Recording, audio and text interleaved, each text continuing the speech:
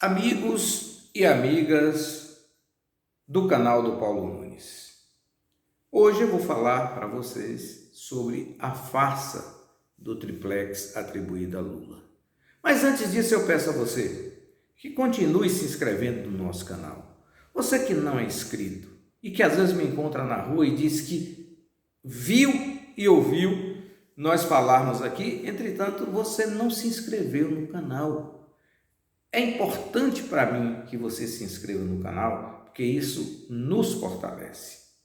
De modo que eu vou explicar para os senhores o que aconteceu agora em relação ao triplex que foi atribuído a Lula pelo juiz Sérgio Moro e pelo procurador Deltan Dallagnol. Aquele cidadão que ganha 30 mil reais bruto, mas que comprou um apartamento de 4 milhões de reais. Estranho, né? É muita grana. Bom, a ex-primeira-dama Maria Letícia, ela tinha comprado uma cota de uma cooperativa que pretendia construir apartamentos para a posteriori, ou seja, para depois de construídos as pessoas morarem. Enquanto isso, você fazia aquela poupança como muita gente faz aqui em Vitória da Conquista, quando compra apartamento na planta, essa coisa toda. E aí você tinha uma quantidade de cotas para poder se tornar apto a receber o apartamento. O que aconteceu com Dona Marisa Letícia? Ela sequer pagou a quantidade de cotas necessárias. Nesse interstício de tempo, a cooperativa que chamava Bancop, que construiria esse apartamento, esse edifício, simplesmente abandonou o projeto. E o projeto foi incorporado pela garantidora dela. Acredito que foi um banco, uma coisa nesse sentido. Sendo assim, Dona Marisa Letícia não teria sequer cumprido o que se estabelecia no contrato, já que a falta de interesse da empresa em construir e passando a terceiro, que era o garantidor, não dá aos condôminos, ou seja, aqueles associados, o direito de não cumprir com o que estava estipulado no contrato. Bom, feito isso, sai da presidência da República Luiz Inácio Lula da Silva. Basta dizer que era um presidente da República que fazia palestra no mundo inteiro e também no Brasil, e por cada palestra dessa, ele recebia a quantia de R$1 milhão. Os senhores podem dizer, mas isso é impossível. Não. Depende de quem fala, você tem um valor para cobrar por palestras. O ex-ministro Delfim Neto esteve em Vitória da Conquista, se falha a minha memória, mas imagino que foi no ano de 1998 ou 1999. E Delfim Neto cobrou R$40 mil para fazer uma palestra no Centro de Cultura. Essa palestra foi trazida à Vitória da Conquista pelo deputado federal Coriolano Salles. Mas o pagamento foi feito pelas empresas de Vitória da Conquista que tinham interesse na palestra. E assim se procedia com o presidente Lula. Quem tinha interesse que Lula falasse, a Fiesp, juntavam aquelas empresas e faziam uma cota e ficaria barato. R$1 milhão para 30, 40 empresas do Brasil é uma bagatela. Lula e Bill Clinton lideravam as palestras no mundo.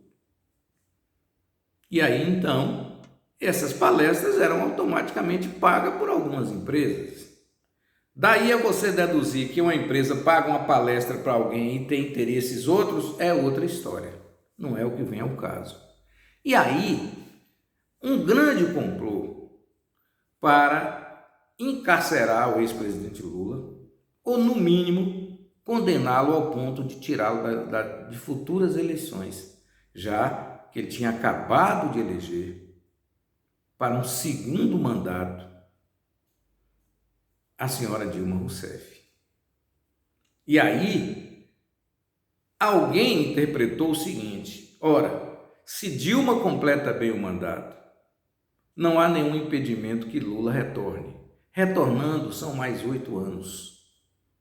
E aí, seria uma geração inteira governada por um presidente da República que pagou a dívida que o Brasil tinha com o FMI e que conseguiu guardar quase 400 bilhões de dólares nos cofres do Brasil para garantir uma inflação baixa e a moeda forte. Quem se lembra do real que quase ficou paritário com o dólar e que melhorou a situação econômica, social do Brasil? Reduziu o desemprego, colocou o Brasil como a 6ª economia do mundo. Essas coisas acontecem, mas o mundo ele não é um país isolado, é globalizado. Enfim, o Brasil tinha descoberto o pré-sal e o presidente Lula disse que 70% da renda do pré-sal seria para a educação. Meus caros e minhas caras aqui do canal, a quem eu volto a apelar que se inscreva nele para nos fortalecer. Qual é a maneira mais fácil de dominar um povo? Mantendo-o ignorante. Mas eu não estou aqui xingando ninguém de ignorante, até porque ignorância não é xingamento. É você manter a falta de conhecimento na maioria para que você não entenda as coisas e possa reivindicá-las. E o mundo, por mais difícil que seja para alguns imaginar, ele existe uma cadeia de comando. Mandam no mundo hoje Estados Unidos da América, com sua influência militar, mandam no mundo Estados Unidos, além disso, Rússia, que manda numa banda do mundo, China, com seu trabalho e sua influência e com seu dinheiro, França, com sua cultura, Alemanha, com seu poder de convencimento e de progresso na ciência e na tecnologia. O Japão não manda em lugar nenhum, ficou para trás. Então, grandes nações têm interesse em algumas coisas que para muitos não há o entendimento necessário. Nós temos na América a maior reserva de petróleo do mundo num país chamado Venezuela. Imagine quantas guerras os Estados Unidos da América fizeram, em busca do petróleo do Iraque, do Irã, da Arábia Saudita. É verdade ou não é? E também tem um interesse grande nas reservas de petróleo da Venezuela. Até Hugo Chávez chegar, quem mandava na Venezuela eram os Estados Unidos da América. Depois de Hugo Chávez, as coisas mudaram. A Venezuela passou a ser governada pelos venezuelanos. E isso incomoda. Qual é o maior país da América do Sul? Brasil. Totalmente mandado pelos Estados Unidos de 1964 até 1985. Fernando Collor ensaiou uma escapulida. Sarney tentou libertar o Brasil. Fernando Henrique tentou, quando Lula chegou, disse: não, agora não. Agora nós seremos protagonistas. E Lula se aliou à Rússia, à China, à África do Sul e à Índia. Pronto. Arranjou uma confusão gigantesca. Depois disso, a Petrobras foi espionada por quem? Pelos Estados Unidos da América. Todos os segredos da Petrobras foram conhecidos através de uma intervenção hackeaniana nos computadores da Petrobras e no governo brasileiro. Escutas telefônicas no gabinete da presidente Dilma Rousseff. Então, para que os senhores entendam que há interesses estranhos na questão do Lula. Lula tem dois problemas, quer dizer, existem dois problemas no Brasil por conta da existência de Lula. Um é a classe rica que acha que ganhar o que ganhou no governo de Lula ainda está insuficiente e quer ganhar muito mais, mas o que é pior, quer que o pobre ganhe metade do que ganhou. Por isso eles incentivaram a tal da reforma trabalhista. Tentaram esquecer essa questão da carteira profissional pregada hoje pelo presidente Bolsonaro, para que você trabalhe por hora, para que o cidadão possa lhe botar para fora a hora que ele quiser, sem obrigação alguma. Isso vem dessa estrutura que eu acabei de falar. E a segunda coisa são os interesses internacionais no Brasil, nas grandes reservas de petróleo que nós temos, do pré-sal. Agora uma descoberta de 20 bilhões de barris de petróleo no Acre. E se futucar, nós vamos encontrar petróleo nesse mar territorial brasileiro em todos os lugares. Então, você precisava de alguns capachos que fossem capazes de fazer o trabalho sujo contra os próprios brasileiros. E aí, além de Sérgio Moro e Deltan Dallagnol, mais uns 10 procuradores e mais alguns políticos que sempre foram serviçais dos Estados Unidos da América e continuam sendo. É porque às vezes você conhece pouco de história e você não consegue saber por que houve o golpe de 64 e quem foi que comandou esse golpe e por que comandou. Mas eu posso dizer aos senhores, os principais jornalistas do Brasil que não tiveram honra necessária, mas que tiveram o paletó e a gravata e o grande jornal para trabalhar, fizeram acordo com os norte-americanos e receberam dinheiro, e muito dinheiro, para conspirarem contra o governo de João Goulart. A mesma coisa recebeu o Grupo Bandeirantes, o Estado de São Paulo, a Folha, o Globo, o Jornal do Comércio de Recife, Estado de Minas e Minas Gerais. Todos ficaram ricos. Então, é fácil no meio de comunicação você comandar o que você deseja. E uma população pouco instruída, se lembram do Mobral? Imagine a quantidade de analfabetos que tinha o Brasil em 1964. E aí você manipula, mostrando que o bom não é aquilo que você está vivendo. As reformas de base que deveriam ser implementadas no governo de João Goulart simplesmente desapareceram. E se convence o que também, além da imprensa? A igreja. Naquele tempo, a igreja católica. Hoje, a igreja evangélica. Onde grande parte dos seus pastores pregam para ser deputado ou senador, ou ocupar cargo no ministério ou de segundo escalão do governo. Esquecem o Jesus que eles de vez em quando falam nas suas igrejas, já que preferem falar muito mais no demônio. Bom, então, dando essa geral para que os senhores entendam onde eu quero chegar, era fundamental liquidar a maior liderança política do Brasil no século, Luiz Inácio Lula da Silva. Se você quebra as pernas de Lula e o impede de participar de eleições, você toma o poder, porque, infelizmente, no Brasil, a liderança de Lula na esquerda era exclusiva. Você não tinha peça de reposição, não é como um carro que você troca. Formar uma liderança política, você leva séculos. E Lula é essa liderança política. Tirando o Lula, a esquerda ficou sem condição. Daí veio o oba-oba e você acabou elegendo esse animal que está na presidência da República, com todo respeito. Mas é um cidadão que não tem um raciocínio lógico, por isso que eu estou chamando de animal. Pode atender num gesto, num toque e tal, mas realmente não tem condições de organizar um pensamento. Sendo assim, era fundamental uma condenação. E aí veio a história do triplex.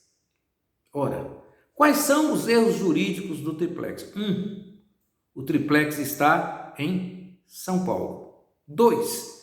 Dona Marisa jamais foi dona. 3. A OAS declarou, mesmo no meio do processo, de que o apartamento, o prédio é da OAS. Ora, se você não tem escritura, se você não tem um contrato de compra e venda, como você pode ser dono?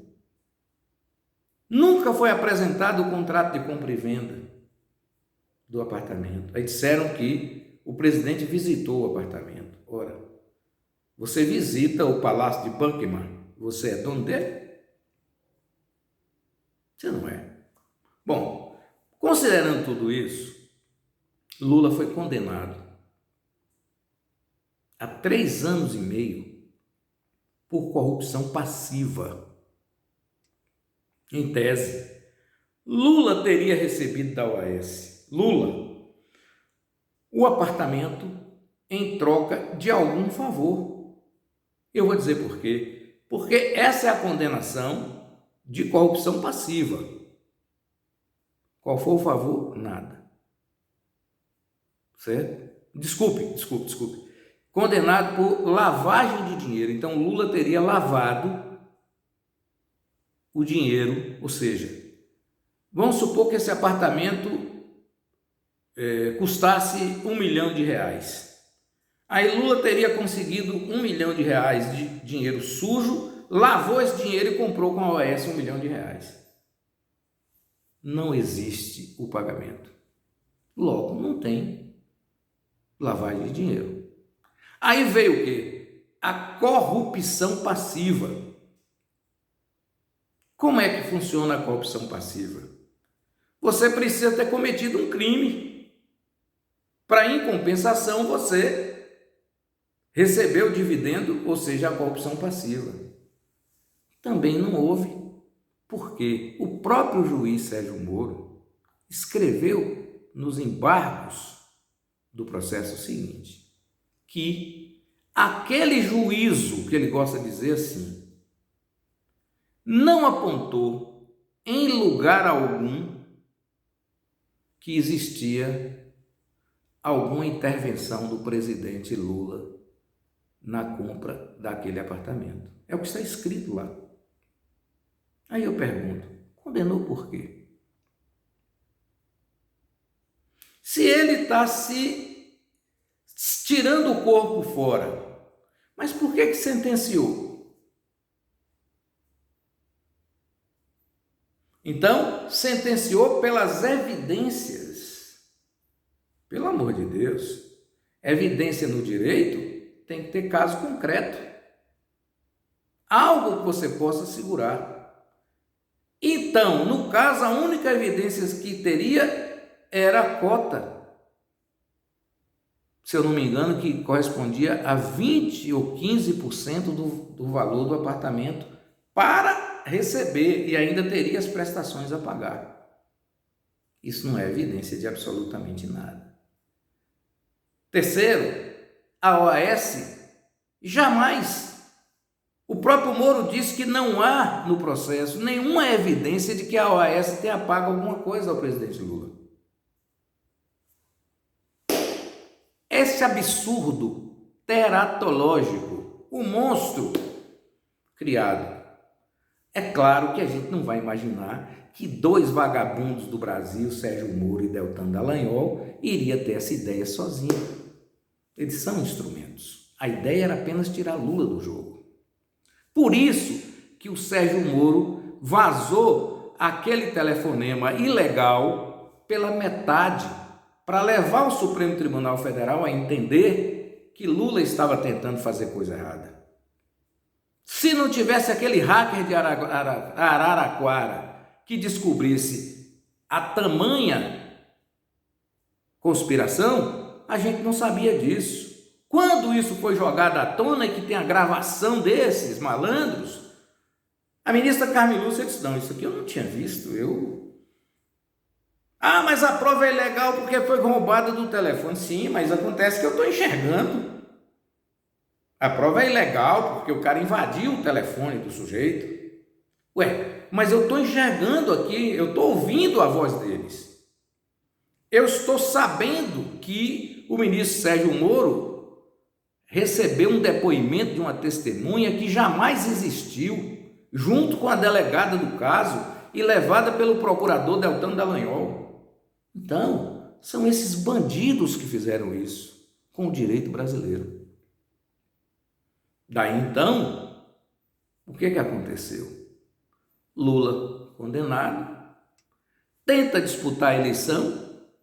Um outro moleque, que era um chefe do exército, que está na cadeira de roda hoje, não sei nem o nome daquela porqueira, pressiona o Supremo Tribunal Federal ameaçando, e o Supremo Tribunal pega e rasga a Constituição e admite a prisão em segunda instância para encarcerar Lula, que não bastava tirar da eleição, tinha que sacrificá-lo na prisão para que quem votou nele soubesse que o fim dele chegou ali e que jamais ele iria voltar a ser nada.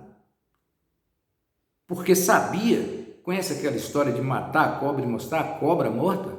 Era o que precisavam fazer com Lula. Se matassem Lula, ele viraria Marte e automaticamente elegeria Haddad.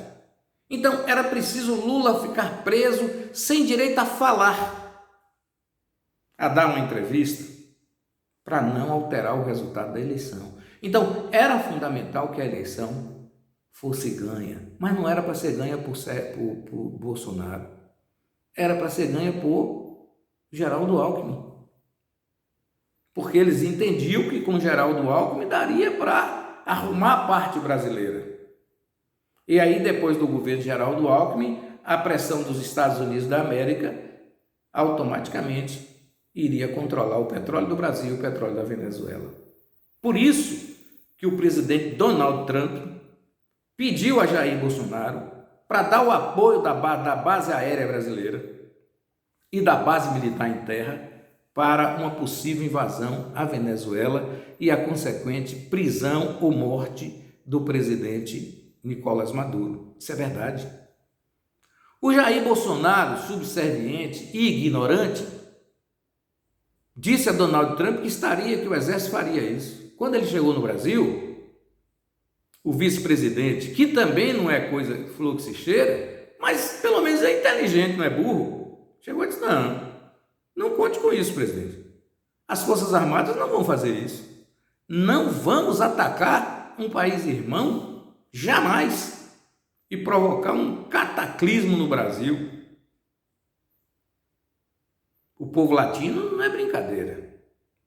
Você aprontar com a Venezuela, você viria Equador, Peru, Argentina, Uruguai, tudo em cima da gente? Para quê?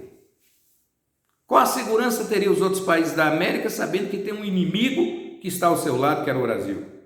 E aí a coisa acabou. Então, para encerrar, mas é necessário fazer essa explanação longa, a procuradora federal entendeu de pedir simplesmente a extinção do processo do triplex. Alguns ignorantes e até malfeitores acham que o caso do triplex cairá apenas pela prescrição. Não! O Supremo Tribunal Federal já disse o seguinte: existe vício na origem e todos os atos praticados pelo juiz Sérgio Moro no processo do triplex estão anulados, ou seja, zero.